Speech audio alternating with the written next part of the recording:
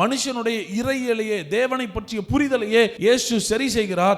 கடவுள்னா அடிக்கிறவர், தண்டிக்கிறவர், தூக்கி வீசுறவர் நினைக்காத. நீ காணாம போனாலும் தொலைஞ்சு போனாலும் வேணும்னே போனாலும் உனக்காக காத்திருக்கிற நல்ல தகப்பனவர். காட்ஸ் அண்டர்ஸ்டாண்டிங் நமக்கு சரியாகணும். நிறைய தவறான டீச்சிங்னால லைஃப்ல நடந்த சில பேட் இன்சிடென்ட்ஸ்னால சிலர் ஆண்டவர் மேலே கோச்சுக்குவாங்க. சிலர் ஆண்டவரை பற்றிய தவறான அபிப்பிராயத்தோட வாழ்ந்து கொண்டிருப்பார்கள். கர்த்தரா அவர் மோசமானவர், அவர் தண்டிச்சிருவார், அவர் கணக்கு கேட்பார், அப்படி பண்ணுவார், இப்படி. ஜீசஸ் இதெல்லாம் கரெக்ட் பண்றார்? அப்படி கிடையாது. 99 ஆட்டை விட்டுட்டு காணாம போன ஆட்டை தேடி கண்டுபிடிச்சு தூக்கிட்டு வர்ற வரைக்கும் அவர் ஓய்வதே இல்லை. தொலைந்து போன காசை கண்டுபிடிக்கிற வரைக்கும் விளக்கை ஏற்றி என்ன பண்றாங்களா, கண்டுபிடிச்சு கூட்டி பெருக்கி அந்த காசை கண்டுபிடிச்சு அதுலதான் பெரிய சந்தோஷம். ஆண்டவருக்கு உங்களை அழிக்கிறதுல சந்தோஷப்படுறவர் அல்ல, உங்களை ரட்சிக்கிறதுல அவர் சந்தோஷப்படுகிறார். உங்களுடைய ரட்சிப்பு, உங்களுடைய வாழ்க்கை மாற்றத்திலே அவர் சந்தோஷப்படுகிறாரே ஒழிய உங்களை கஷ்டப்படுத்தி அவர் சந்தோஷப்படுகிறவர் அல்ல.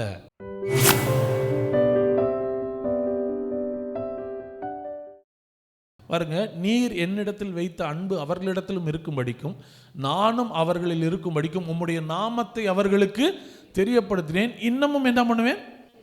உம்முடைய நாமத்தை தெரியப்படுத்தினேன். உங்கள் நாமத்தை அவங்களுக்கு இன்ட்ரடியூஸ் பண்ணி வச்சேன். உங்கள் நாமத்தை அவங்களுக்கு சொல்லி கொடுத்தேன். அது என்ன நாமம்? அவர் என்ன சொல்லி கொடுத்தாரு? உங்கள் பரமபிதா, யுவர் ஹெவன்லி ஃபாதர், உங்கள் பரமபிதா.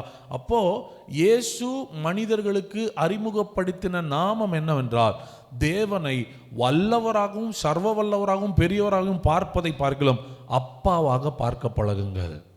See him as your father.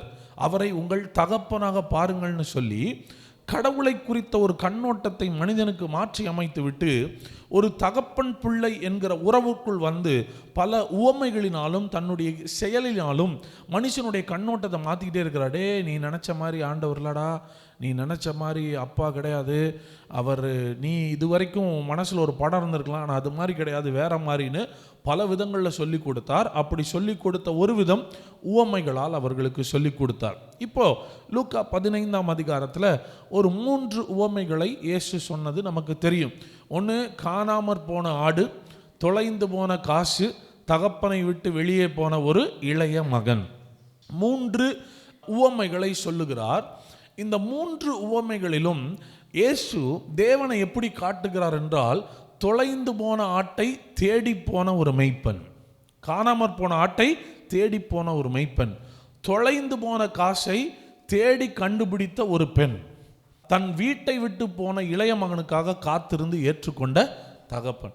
இது 3லையுமே ஆண்டவரை நல்லவரா ப்ரொஜெக்ட் பண்றாரா, கெட்டவரா ப்ரொஜெக்ட் பண்றாரா? நல்லவர் தான். நீ அவரை தேடணும்னு சொன்னாரா, இல்லை அவர் உன்னை தேடிட்டு இருக்கிறாருன்னு சொன்னாரா?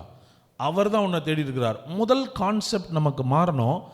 You are not searching God, God is searching for you. நீ கடவுளை தேடு அப்படின்றதுல கடவுள் உன்னை தேடிக்கொண்டிருக்கிறார். தகப்பன் உன் நினைவா இருக்கிறார். God is looking for you. காணாமற் போன ஆட்டை தேடி போனது மெய்ப்பன் தான். தொலைஞ்சு போன காசை கூட்டி பெருக்கி கண்டுபிடிச்சு எடுத்தது அந்த அம்மா தான்.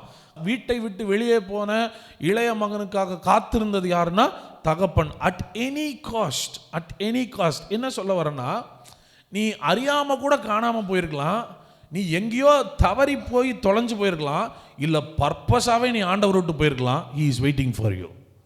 நிறைய நேரத்தில் நம்ம எப்படி சொல்லிடுவோம்னா, அறியாமல் செய்ததை கர்த்தர் மன்னிப்பார், அறிந்து செய்ததை கர்த்தர் இல்லை, இவன் இளையகுமாரன் தெரிஞ்சதான் போனான், அவனை ஏற்றுக்கிட்டாரா இல்லையா? ஏற்றுக்கிட்டார். அப்போ இயேசு பிதாவை பற்றி எப்படி காட்டுகிறார் என்றால், நீ யாரா இருந்தாலும் உன்னை தேடி கண்டுபிடிக்கிற, உனக்காக காத்து கொண்டிருக்கிற நல்ல தகப்பன் அவர். Change your theology. உங்களுடைய இறையியல் மாறட்டும், தேவனை பற்றிய புரிதல் மாறட்டும். Jesus is correcting man's theology. மனுஷனுடைய இறையிலேயே தேவனை பற்றிய புரிதலையே இயேசு சரி செய்கிறார். கடவுள்னா அடிக்கிறவர், தண்டிக்கிறவர், தூக்கி வீசுறவர் நினைக்காத. நீ காணாம போனாலும் தொலைஞ்சு போனாலும் வேணும்னே போனாலும் உனக்காக காத்திருக்கிற நல்ல தகப்பனவர். அண்டர்ஸ்டாண்டிங், காட்ஸ் அண்டர்ஸ்டாண்டிங் நமக்கு சரியாகணும். நிறைய தவறான டீச்சிங்னால லைஃப்பில் நடந்த சில பேட் இன்சிடென்ட்ஸ்னால சிலர் ஆண்டவர் மேலே கோச்சுக்குவாங்க. சிலர் ஆண்டவரை பற்றிய தவறான அபிப்பிராயத்தோடு வாழ்ந்து கொண்டிருப்பார்கள். கர்த்தரா அவர் மோசமானவர், அவர் தண்டிச்சிருவார், அவர் கணக்கு கேட்பார், அப்படி பண்ணுவார், இப்படி. ஜீசஸ் இதெல்லாம் கரெக்ட் பண்ணுறார்? அப்படி கிடையாது, அப்படி கிடையாது. காணாமல் போன ஆட்டை 99 ஆட்டை விட்டுட்டு காணாமல் போன ஆட்டை தேடி கண்டுபிடிச்சு தூக்கிட்டு வர்ற வரைக்கும் அவர் ஓய்வதே இல்லை. தொலைந்து போன காசை கண்டுபிடிக்கிற வரைக்கும் விளக்கை ஏற்றி என்ன பண்ணுறாங்களா, கண்டுபிடிச்சு கூட்டி பெருக்கி அந்த காசை கண்டுபிடிச்சு அதில் தான் பெரிய சந்தோஷம். ஆண்டவருக்கு உங்களை அழிக்கிறதுல சந்தோஷப்படுறவர் அல்ல, உங்களை ரட்சிக்கிறதில் அவர் சந்தோஷப்படுகிறார். Heaven rejoices, Father rejoices in your salvation. உங்களுடைய ரட்சிப்பு, உங்களுடைய வாழ்க்கை மாற்றத்திலே அவர் சந்தோஷப்படுகிறாரே ஒழிய உங்களை கஷ்டப்படுத்தி அவர் சந்தோஷப்படுகிறவர் அல்ல அல்ல. பெற்றோர்களாகிய நம்ம பல நேரங்களில் பிள்ளைகளை நம்ம சிரிச்சிக்கும் போது அடிக்கும்போது கோபத்தில் திட்டாலும் மறுபடியும் நம்ம மனசு தான் கஷ்டப்படுது இல்லை.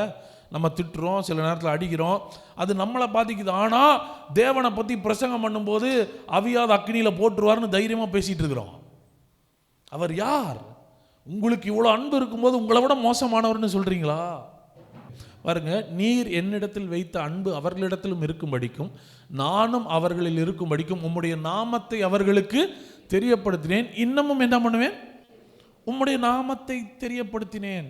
உங்கள் நாமத்தை அவங்களுக்கு இன்ட்ரடியூஸ் பண்ணி வச்சேன், உங்கள் நாமத்தை அவங்களுக்கு சொல்லி கொடுத்தேன். அது என்ன நாமம்? அவர் என்ன சொல்லி கொடுத்தாரு?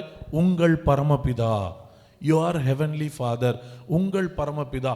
நாம